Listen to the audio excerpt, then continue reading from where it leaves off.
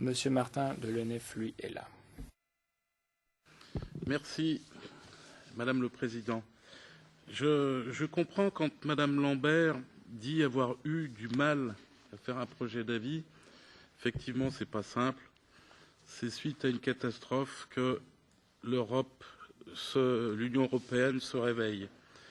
Et l'Union européenne remarque le problème dans le secteur de la confection, mais veut en ignorer ses origines. On les connaît, les origines. La mondialisation, les politiques et accords déraisonnés envisagés par l'Union européenne. Et cette même Union européenne, d'où la difficulté de Madame Lambert, reste aveugle aux solutions envisageables, notamment l'incitation à produire en Europe, où les standards de travail sont de haut niveau. Par ailleurs, l'initiative, qui à son origine semblait être un simple forum de coopération et d'échange de bonnes pratiques, est en train d'être transformée en politique européenne avec la législation souhaitée par le Parlement. Donc on va essayer d'aider Madame Lambert avec quelques propositions d'amendement. Point 1, demander à la Commission de présenter les résultats de l'initiative au Parlement européen dans un délai précis. Point 2, souligner que, suite à la mondialisation, le secteur de la confection est délocalisé dans les pays à bas coûts salariaux et bas standards de protection des travailleurs, causant une perte d'emplois massive en Europe et la restructuration de l'industrie de confection en Europe.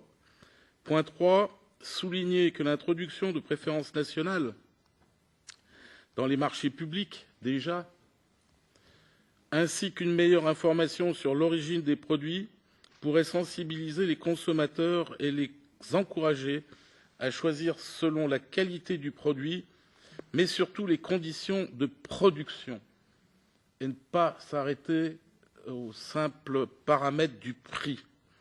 Et point 4, enfin, refuser toute législation européenne dans ce domaine. Mais j'aimerais quand même aller plus loin.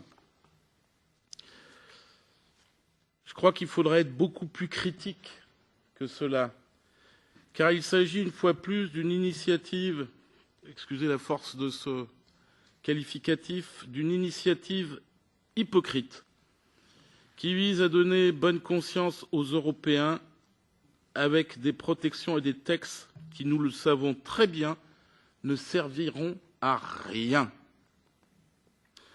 On donne des recommandations, alors voilà, on se sent mieux. Nos âmes iront au paradis, même si 1300 personnes sont mortes au Bangladesh. Mais après, on sait très bien que les Chinois et les Indiens continueront à produire en masse dans des conditions de travail épouvantables. Et que nous continuerons par nos politiques à soutenir ces pratiques inacceptables. Je conclurai avec une formule simple. Vous êtes en train de vous rendre compte que la mondialisation, c'est faire fabriquer des produits par des esclaves, loin, très loin de l'Europe, pour les vendre à nos chômeurs. Voilà le résultat de vos politiques.